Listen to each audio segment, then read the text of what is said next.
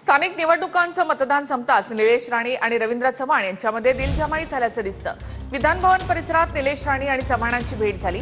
दोघांनी हस्तांदोलन सुद्धा केलं। माझा लढा व्यक्तिविरोधात नव्हता तर व्यवस्थेच्या विरोधात होता असं निलेश राणेंनी म्हटलं।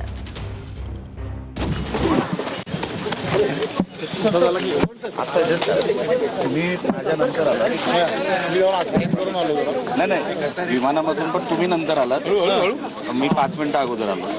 एअरपोर्टवर पण आपली चुकामुक झाली। आम्ही आता येताना मग आता आलो। हो हो एकदा सांगा।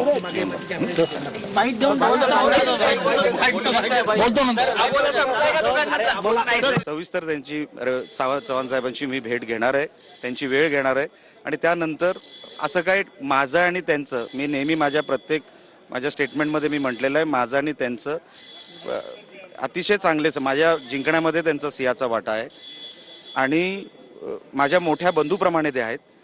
ते मला वेळ देतील, मी त्यांना जाऊन भेटणार। तुम्ही बरेचसे आरोप केले होते मालवण नगर परिषदेमध्ये। मी निवडणूक आयोगावर आरोप केले होते आणि एक रिट पिटिशन फाईल केले मी हायकोर्टामध्ये बोगस ओबीसी सर्टिफिकेटच्या माध्यमातून।